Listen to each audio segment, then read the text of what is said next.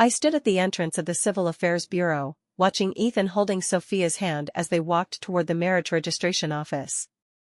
3 years ago, he held my hand in the same way. But today, what they faced was not blessings, but the police waiting at the door. "Ethan, you are suspected of commercial fraud. Please come with us."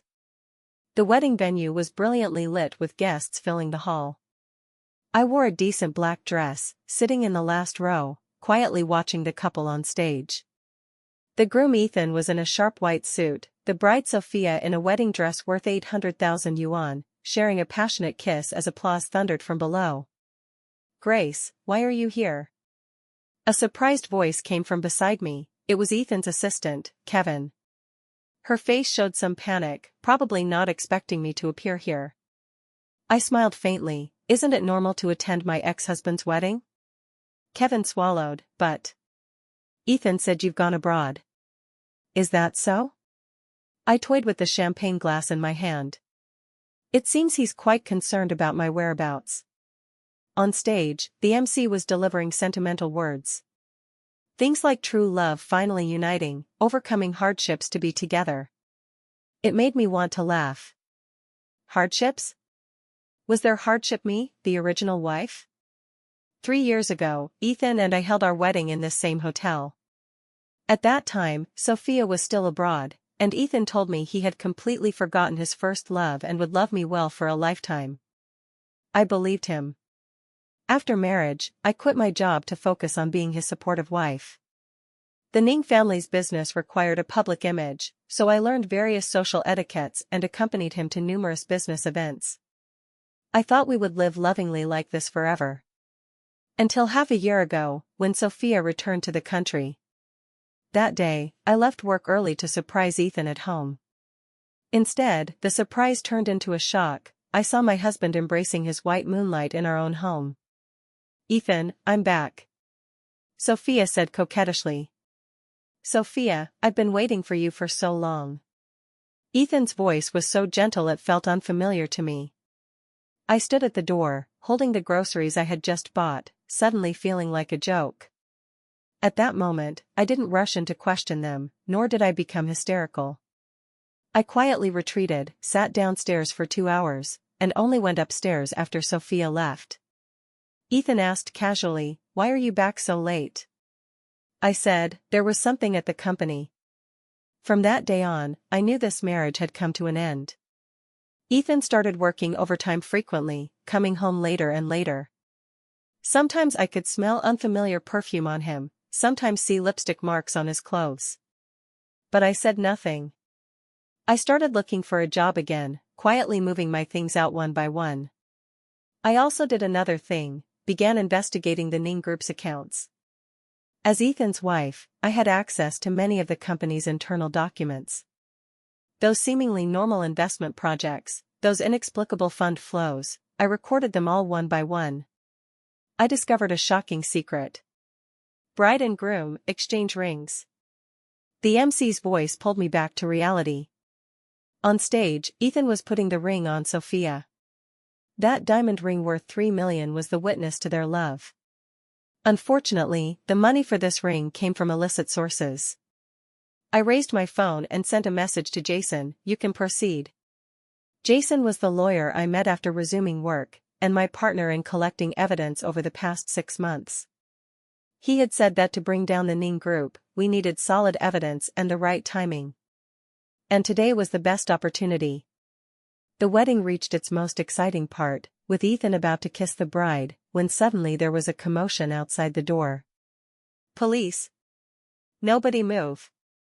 A dozen police officers rushed into the wedding venue, the leading officer heading straight to the stage. "Ethan, you are suspected of commercial fraud and embezzlement of public funds. You are now under arrest according to the law." The scene exploded instantly. Guests panicked, some screamed, some pushed toward the door. Sophia stood stunned on stage, still in the pose awaiting a kiss, her white wedding dress glaring under the lights. Ethan's face turned pale instantly. "No, impossible, you must be mistaken." "Whether it's a mistake will be clear after investigation." The officer showed the arrest warrant. "Please cooperate with our work." I quietly watched the chaos on stage, feeling unusually calm. 3 years of marriage, 6 months of preparation, today was finally the time to close the net. The moment Ethan was handcuffed, his gaze swept across the room and suddenly fixed on me. His eyes held shock, disbelief, and a trace of fear. I smiled slightly at him, raising the champagne glass in my hand in a distant toast. This was my wedding gift to him. After Ethan was taken away, the wedding site was in chaos. Sophia cried messily, her white wedding dress covered in tears and snot. The Ning family relatives looked at each other, unsure what to do. I slowly stood up, preparing to leave. "Grace!" Sophia's voice came from behind. She stumbled after me in high heels. "Was it you? Did you call the police?" I turned to look at her.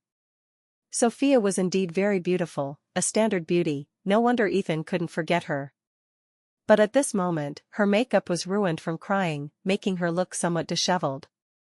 "Miss Sophia, that's a strange thing to say." "Why would I call the police?" "Because you're jealous." Sophia pointed at me with red eyes. "You're jealous that Ethan loves me, not you."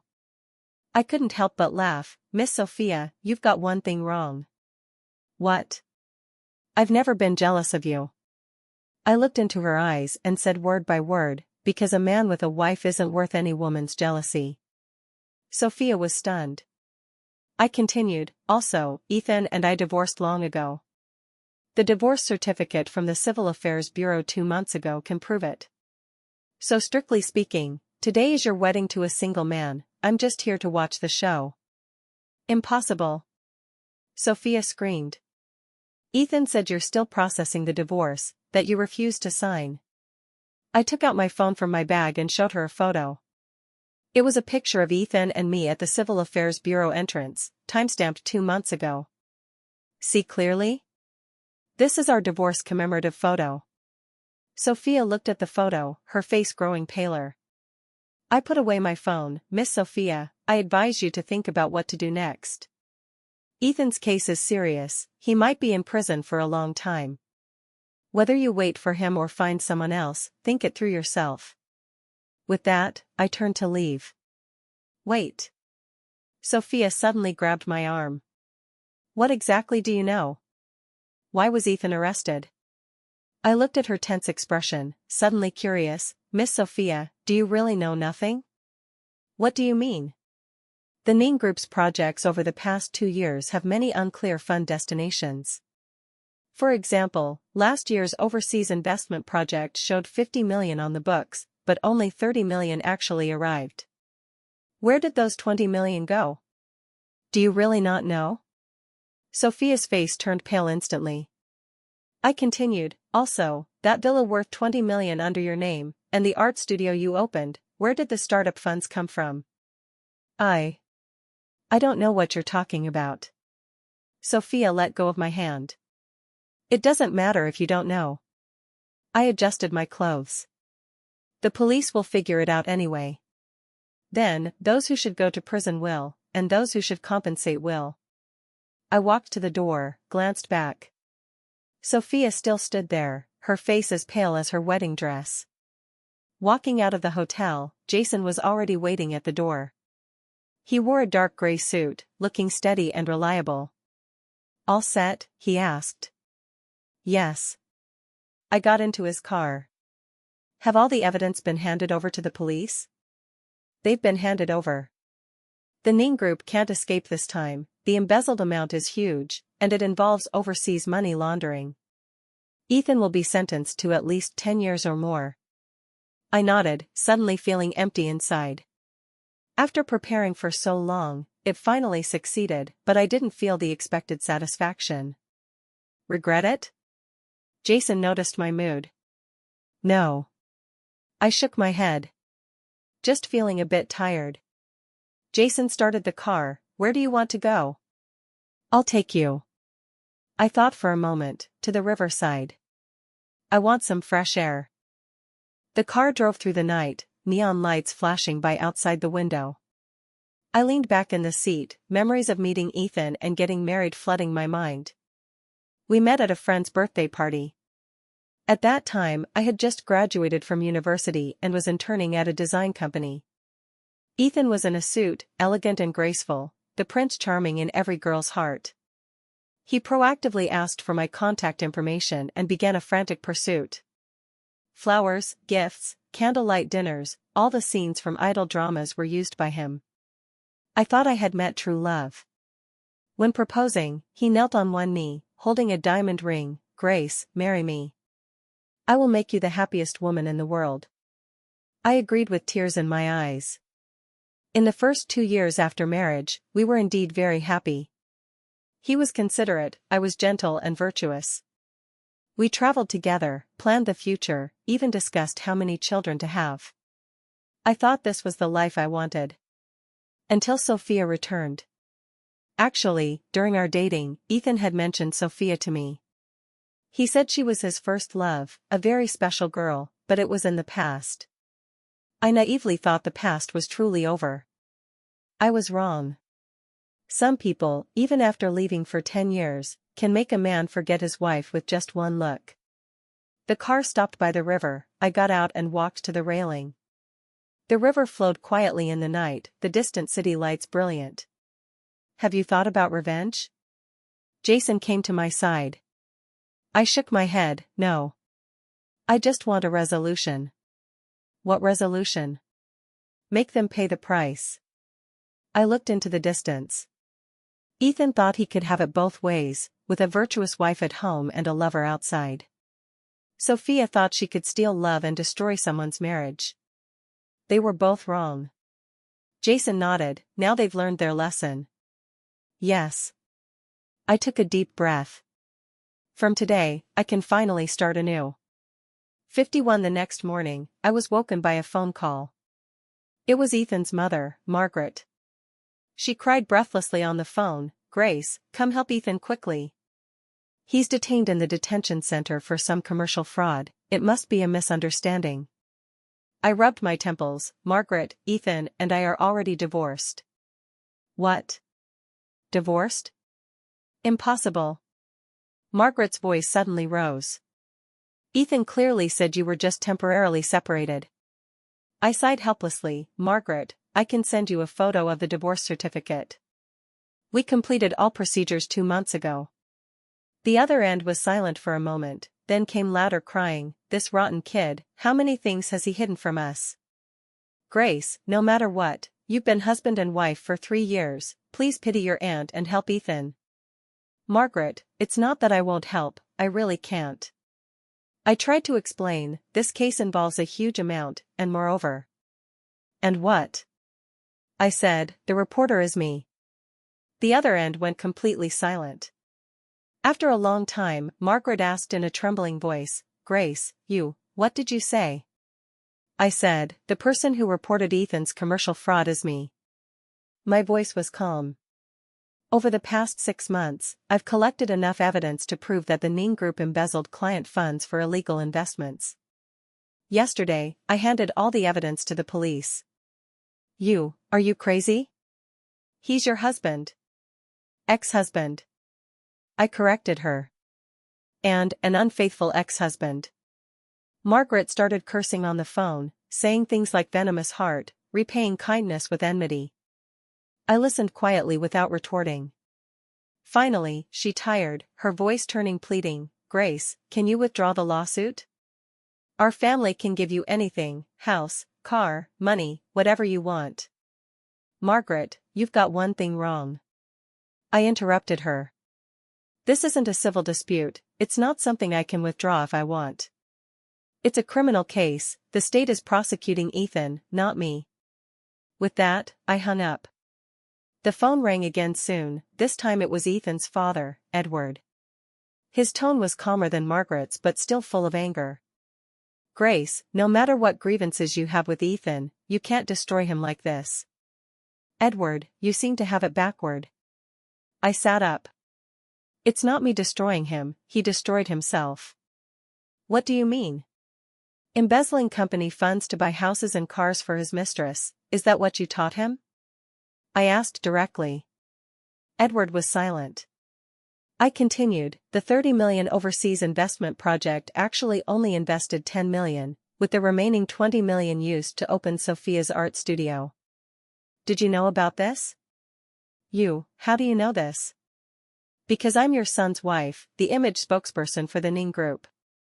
I've been involved in many contracts, seen many accounts. My voice grew colder. What do you think a woman should do when she discovers her husband not only cheated but also embezzled company funds for his mistress's lavish lifestyle? Edward was silent for a long time, finally saying only, "Our Ning family has wronged you." Then he hung up. I put down the phone, got up to wash. Today I still had to go to work, life must go on. At the company, I noticed colleagues looking at me strangely. Yesterday's news of Ethan's arrest had gone viral, Ning Group heir arrested at wedding becoming headlines in major media. "Grace, is that Ethan really your ex-husband?" Lily came over gossiping. I nodded, yes. "Oh my God. How are you so calm?" "If it were me, I'd cry to death." I smiled without speaking. If she knew I was the reporter, she'd be even more shocked. At noon, Jason messaged me saying Ethan wanted to see me. I replied, "No. Jason, he says he has something important to tell you." I thought about it and finally agreed. Not because I still had feelings for Ethan, but because I wanted to hear what tricks he could come up with. After work in the afternoon, I went to the detention center with Jason. Through the glass, I saw Ethan. In just one day, he looked much more haggard. His previously meticulously groomed hair was now messy, his eyes bloodshot. He picked up the phone, his voice hoarse. "Grace, it was you, right?" I picked up the phone too. "What was me?" "The person who reported me, it was you." He wasn't asking but confirming. I nodded, "It was me." Ethan closed his eyes and took a deep breath. "Why?" "You tell me why?" I countered. "Because of Sophia?" I shook my head, "Not entirely." "Then what is it?" I looked into his eyes. "Because you made me see one thing clearly." "What thing?" "It turns out love is so fragile." My voice was calm. 3 years of marriage, worthless in front of your first love. Ethan panicked. "No, Grace, I to you." "What about me?" I interrupted him. "You have feelings for me, so you act as husband and wife with me while buying houses and cars for another woman?" He opened his mouth but couldn't speak. I continued, "Ethan, do you know what I hate most?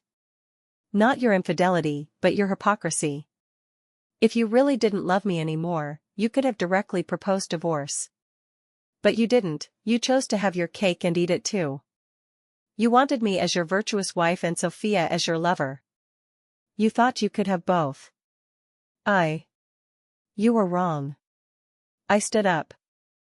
A greedy person will ultimately lose everything. Ethan looked at me, his eyes filled with pain, regret, and a plea. "Grace, can you forgive me?" I looked at him and gently shook my head. "Ethan, some mistakes are unforgivable." With that, I turned and left. Behind me came Ethan's shouts, "Grace! Grace!" I didn't look back. A month later, Ethan was formally prosecuted. The prosecutor's indictment was over 10 pages long, detailing his various charges: embezzlement, commercial fraud, money laundering, and so on. Sophia didn't escape either. She was identified as an accomplice and also faced criminal prosecution. That afternoon, I was drawing design sketches in the office when Assistant Lily rushed in. "Sister Grace, someone downstairs is looking for you." "Who?" "Sophia." I was stunned. Why would Sophia come to my company? She should be busy dealing with lawyers and police now. I went downstairs to the lobby and indeed saw Sophia. She no longer had the glamorous look from the wedding, now she looked utterly haggard. "Grace, can we talk?" Her voice was soft. I nodded and took her to a nearby cafe. Sophia ordered a coffee but didn't drink it. She stared at the cup, silent for a long time before speaking. "Grace, I want to ask you a question." "What question?" "When did you start planning all this?" I stirred my coffee. "From the day I discovered you two together." Don't you hate me? Sophia looked up at me. I stole your husband. I shook my head. I don't hate you. Why? Because it's unnecessary. I looked at her. Sophia, do you know? A man who truly loves you can't be stolen by anyone. Since Ethan could be stolen by you, it means he never belonged to me. Sophia lowered her head. Then why did you report to the police? Because he broke the law. My voice was calm. If it was just infidelity, I'd at most divorce him.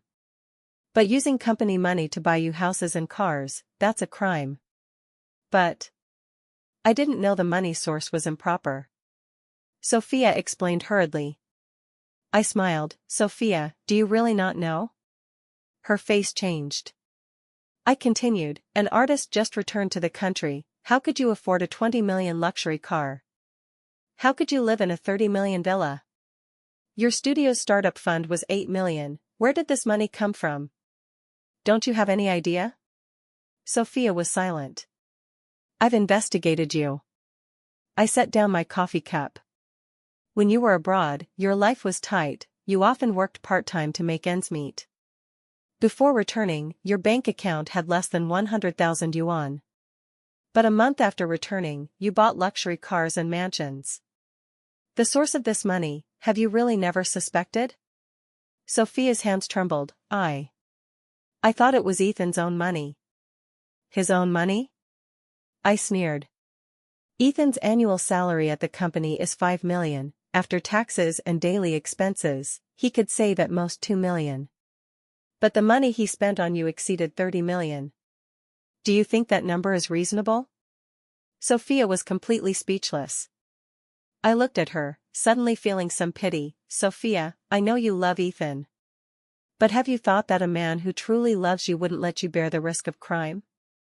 What do you mean? That villa, that luxury car, and your studio, the owners are all you.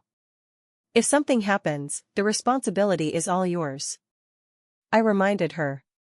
Now Ethan is arrested, but he can claim he was coerced by you, saying you knew the money source was improper but still demanded it. Then, you'd go from accomplice to principal offender. Sophia's face turned pale. No, Ethan wouldn't do that to me. Are you sure? I took out my phone and showed her a news article. This is this morning's report. Ethan's lawyer has submitted new defense materials, claiming Ethan was coerced into embezzling company funds. Guess who coerced him?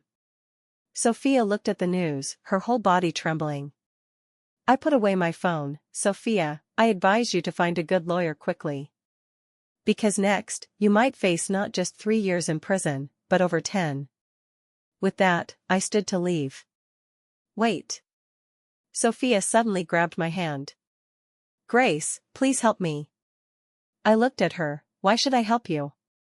Because I know I was wrong. Sophia's tears flowed. I shouldn't have destroyed your marriage, I shouldn't have been with Ethan. Knowing you're wrong now, is it useful? Please, as long as you help me, I'll do anything. I looked at her desperate appearance, feeling no ripple in my heart. Half a year ago, when she took my husband, did she ever think of my feelings? Sophia, I'll say it again, I don't hate you. I pulled back my hand. But I won't help you either. You did wrong, so bear the consequences. That's fair. With that, I turned and left the cafe. Behind me came Sophia's cries, but I didn't look back. Some paths are chosen by herself. Since she chose to destroy someone's marriage, she must be prepared to bear all consequences. 2 months later, the court heard Ethan's case. As a key witness, I had to testify.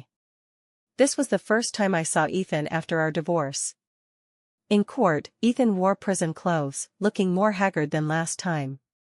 When I entered the courtroom, he stared at me, his eyes full of complex emotions. The prosecutor asked me to confirm the authenticity of those financial evidences. I confirmed them one by one, my voice calm and clear. Witness, how did you obtain these internal financial documents? Ethan's lawyer began questioning. I was Ethan's wife, often involved in the company's business activities. Accessing these documents was normal. I answered. But you've divorced, why did you keep these documents? I glanced at Ethan, because I discovered anomalies. As a citizen, I have the duty to report illegal crimes to the relevant authorities. Ethan's lawyer wanted to continue entanglement, but was stopped by the judge. When it was Sophia's turn, she looked even worse. 2 months of detention had completely stripped her of her former glamour. Her hair was messy, eyes red and swollen. The key point was her lawyer proposing a new defense. Sophia didn't know the money source was improper, she was a victim deceived by Ethan. This point surprised Sophia. She looked at Ethan, her eyes full of disbelief. Ethan avoided her gaze. The prosecutor presented new evidence on the spot, Sophia's phone chat records. Your Honor, these are chat records recovered from Sophia's phone. The prosecutor said. The records show Sophia repeatedly demanded more funds from Ethan and clearly knew these funds came from company accounts. The chat records were projected on the courtroom's big screen for all to see. Sophia, Ethan, the studio needs another $2 million for renovation. Ethan, the company is checking strictly lately, not convenient. Sophia, then think of a way, I just need this bit of money. Ethan, okay, I'll think of a way to divert some from project funds. Sophia, you're so good, love you to death. There were more similar chat records, clearly showing Sophia knew the money source and even actively demanded Ethan embezzle company funds. Sophia looked at these records, her face pale. She turned to Ethan, her eyes filled with anger, despair, and deep betrayal. Ethan, why are you doing this to me? She shouted uncontrollably in court. Ethan still didn't dare look at her. The judge banged the gavel. Please control your emotions, defendant. The entire trial lasted a day. I attended throughout. Watching my former husband and his lover shift blame in court, I felt only calm. Is this their love?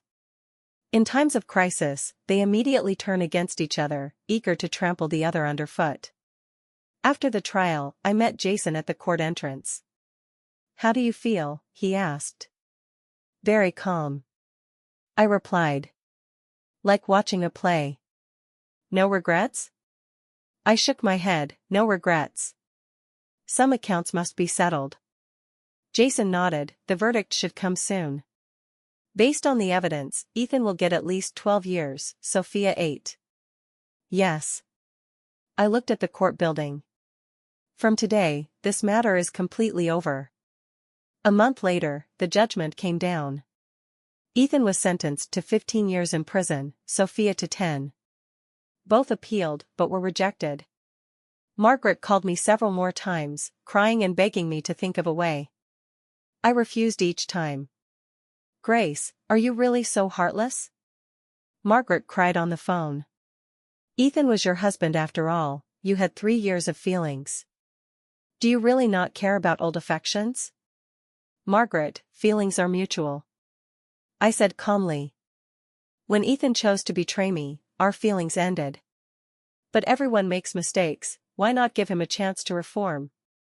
Because some mistakes cost too much. I said. If it was just ordinary marital betrayal, I'd at most divorce him.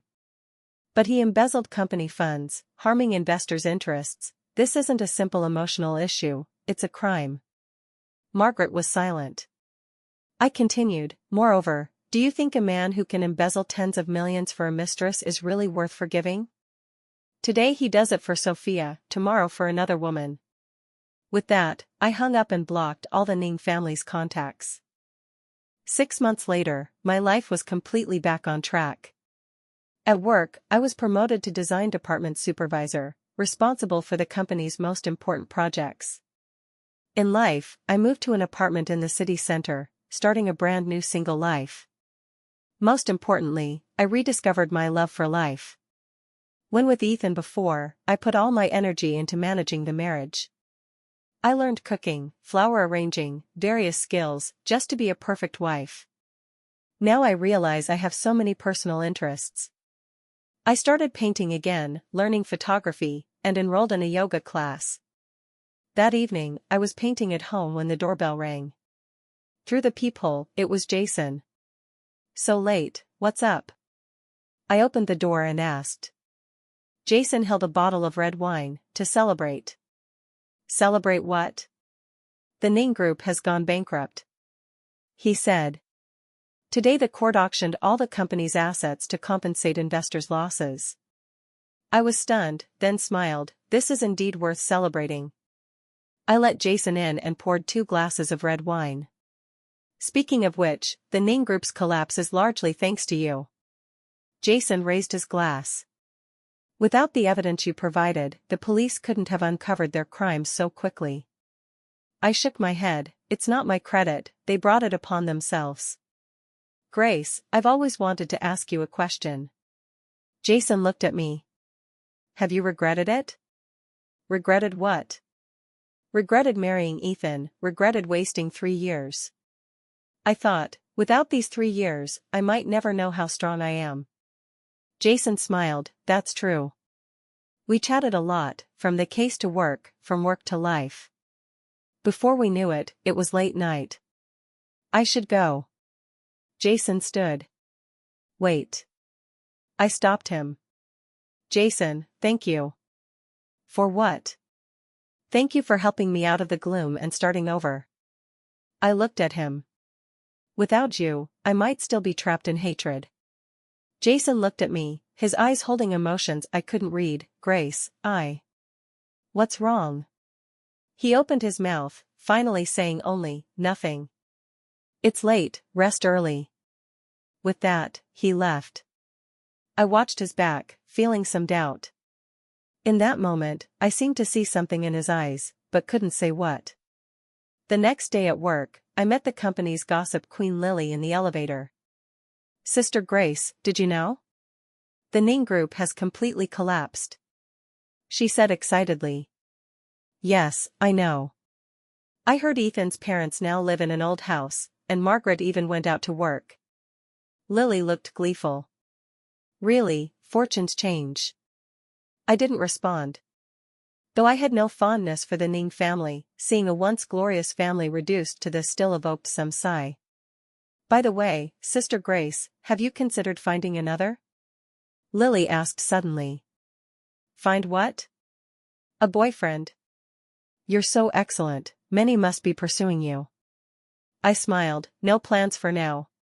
Why? Still thinking of Ethan? I shook my head. No. Just feel being alone is pretty good now. The elevator arrived. I walked out. Lily shouted behind, Sister Grace, don't pressure yourself. Love comes naturally. Naturally? I thought of Jason's hesitant look last night, feeling complex. Jason is a good man. Over the past 6 months, he's given me much help and support. If I say I have no feelings for him, that's false. But I'm not ready for a new relationship. After Ethan's betrayal, I deeply doubt love. I'm unsure if I can love someone again or dare trust another's love. Perhaps I need more time to heal. In the spring a year later, I received unexpected news. Ethan wrote me a letter from prison. It was forwarded through a lawyer, thick pages with familiar handwriting. I held the letter, hesitated long, but decided to see what he said.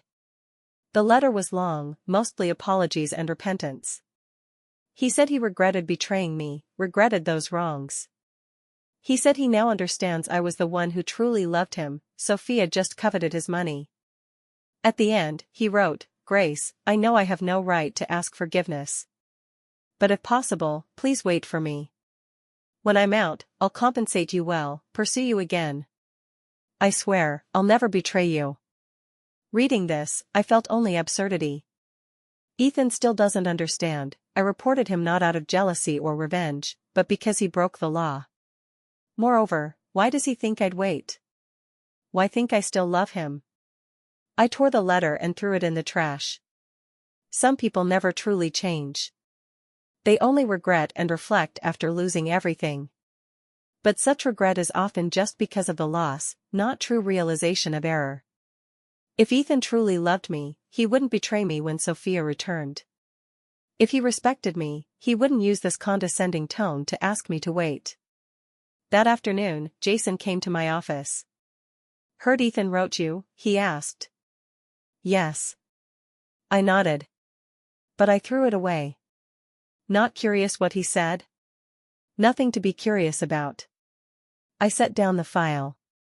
Just apologies, regrets, asking me to wait, etc. Jason sat. What do you think? What can I think? I smiled. Jason, do you think I'm the type to wait over 10 years for a man who betrayed me? Of course not. He smiled too. I just worry you'll soften. I won't. I shook my head. My feelings for Ethan died the moment I discovered his affair. Now, he's just a stranger to me. Jason nodded, then said, Grace, I have something to tell you. What? I'm transferring to the Shanghai branch. I was stunned. When? Next month. He looked at me. The company gave me a great opportunity, I don't want to miss it. I suddenly felt empty, then, congratulations. Grace. Jason suddenly looked seriously at me. Come to Shanghai with me. I looked at him in surprise. What? I like you. He said directly. From our first meeting, I liked you. This year, watching you emerge from pain, become strong again, I've confirmed my feelings more. I looked at him, my heartbeat quickening. Jason continued, I know you're not ready for a new relationship, I'm not rushing. I just hope you give us a chance. I was silent long, finally saying, Jason, I need time to think. I can wait. He said. But I hope you consider seriously. Grace, you deserve better love. That night, I thought alone at home for a long time. Jason is a good man, this year, he's given me much help and care. If I say I have no feelings, that's false. But am I really ready? I walked to the balcony, looking at the city in the night. Lights brilliant, traffic bustling, life continuing. Perhaps I should give myself a chance, and Jason too. Let the past go, I can't forever distrust love because of Ethan's betrayal. The next day, I sought Jason. I've thought it through. I said. I'm willing to try. Jason's face showed a long absent smile. Really? Really? I nodded. But I have one condition. What? We take it slow, no rush. Of course. Jason held my hand. We have plenty of time. 3 months later, Jason and I went to Shanghai. New city, new job, new start. I joined a renowned design company in Shanghai. Jason had good development at a law firm. We rented an apartment in the city center, starting cohabitation. At first, I was tense. After all, this was my first relationship after divorce, I wasn't sure if I could truly invest. But Jason was patient, he didn't urge or force, just silently accompanied me. Gradually, I began to feel what true love is. Jason remembered everything I liked, sent me late-night snacks when I worked overtime, quietly accompanied me when I was in a bad mood. Most importantly, he respected and understood me, never forcing me for his needs. This feeling was something I never had with Ethan. With Ethan, I always accommodated him, changed myself to fit him. I thought that was love, that marriage was like that. Now I know true love should be mutual, making each other better. Today was our 6-month anniversary. Jason prepared a small surprise. Close your eyes. He said. I did, feeling him lead me to the balcony. Okay, open them. I opened my eyes to see the balcony filled with flowers, a small table with candlelight dinner. Jason, you. I was touched. Like it? He asked. Yes. I nodded. We sat, eating and chatting. Shanghai's night view unfolded below, beautiful like a painting. Grace, I want to ask a question. Jason said suddenly. What? Do you still think of Ethan? I thought, occasionally, but no special feeling. Like recalling a classmate not seen for long. Jason smiled, good. Why ask? Because I want to confirm he has no place in your heart. Jason looked at me. Grace, I want to marry you. I looked surprised. Marry? Yes. He took out a ring box. "Grace, will you marry me?" I looked at the diamond ring, complex emotions surging. The last proposal was 3 years ago from Ethan. Then I thought I found true love, would grow old with him. In the end, all illusion. Now Jason proposes, what should I do? Am I ready to enter marriage again? Jason, I hesitated. "What are you worried about?" he asked.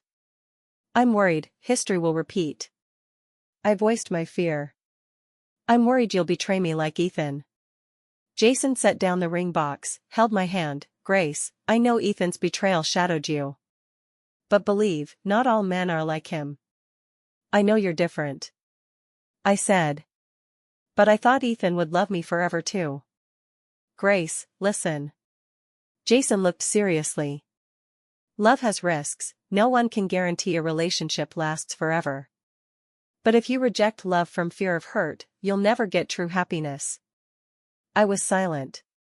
He continued, "I can't guarantee we'll grow old together, but I can guarantee that as long as we're together one day, I'll love you wholeheartedly. I won't betray, deceive, or let you be hurt." I looked at his sincere eyes, my defenses crumbling bit by bit. "Jason, give me time to think, okay?" "Of course." He smiled. "I can wait until you're ready." A month later, I decided. "Jason, I do." That night, I found him and gave the answer. Jason hugged me excitedly. "Really?" "Really." I leaned in his arms. "I've thought it through. You're right, if I reject love from fear of hurt, I'll never get true happiness. Grace, thank you for believing me." "No, thank you for waiting." We hugged. I felt unprecedented security. With Ethan, I was always anxious, worrying if he'd stop loving me. But with Jason, I feel solid, at ease. We started preparing the wedding, deciding on a simple ceremony in Shanghai, inviting only closest friends and family. The day we sent invitations, I got an unexpected call from Ethan's mother, Margaret. "Grace, heard you're getting married?" Her voice sounded tired. "Yes." I didn't deny. "Is it that lawyer?" "Yes." Margaret was silent, then said, "Grace, I want to ask one thing." "What?" "Ethan, he heard in prison you're marrying, he's collapsed. Doctor says he has depressive tendencies, I worry he'll do something foolish." I frowned. "Margaret, what do you want me to do? Can you see him?" "For the sake of our past mother-in-law-daughter-in-law relation, see him last time, let him give up completely." I hesitated. "Margaret, I think it's unnecessary." "Please, Grace." Margaret cried on the phone. "I know our family wronged you, but Ethan is my son, I can't watch him have an accident." I looked at Jason beside, checking invitation designs. "Okay." I finally agreed. "But this is the last time." 3 days later, I went to the prison again. Through the glass, I saw Ethan. 2 years of prison life made him more haggard, hair graying, looking listless. "Grace, you came." He picked up the phone, voice soft. "I heard you're unwell." I picked up too. "It's fine, won't die." He bitter smiled. "Heard you're marrying?" "Yes." "That lawyer?" "Yes." Ethan was silent long, then said, "He's a good man." "I know." "Grace, I want to ask one last question." Ethan looked into my eyes. "Do you hate me?" I thought, not anymore. "Why?" "Because hating someone is too tiring." I said calmly. "Moreover, without your betrayal, I might never meet true love." Ethan closed his eyes, took a deep breath. "Grace, sorry. The past is past." I stood. "Ethan, reform well, start anew. You're young, after release, you have chances to restart." "And you? Are you happy?" I smiled, very happy. With that, I turned and left. This time I really won't look back. Out of prison, Jason waited at the door. "How do you feel?" he asked. "Very light." I linked his arm. Like putting down a heavy burden. Good. He kissed my forehead. From today, we only look to the future. A month later, Jason and I held our wedding. Simple but warm. We invited closest friends and family, held the ceremony at a hotel by the Huangpu River. Unlike the luxurious wedding 3 years ago, this one was simple but every detail full of love. Jason designed invitations himself, I made wedding candies by hand. Friends said they'd never seen such loving newlyweds. At the wedding, Jason said, "Grace, thank you for giving me the chance to be your husband. I promise to love you, protect you with my life, make you the happiest woman." I said with tears, "Jason, thank you for appearing in my life, letting me believe in love again. I promise to love you wholeheartedly, walk every stage of life hand in hand." Applause thundered below, friends were moved. After the wedding, we honeymooned in the Maldives. Lying on white beaches, watching blue waters, I felt reborn. Thinking what? Jason asked beside me. Thinking of these years' experiences. I said. If someone told me I'd go through divorce, revenge, remarriage, I wouldn't believe. Regret? I shook my head, no. Though painful, the result is good. Grace, I want to tell you something. Jason suddenly serious. What? Actually, our first meeting wasn't on that case. I looked surprised. What do you mean? Remember your wedding with Ethan? I was there too. Jason said. I was a friend of a friend of a friend, barely qualified. I tried recalling the wedding 3 years ago, but too many guests, I couldn't remember. Jason continued, that day seeing you, I was attracted.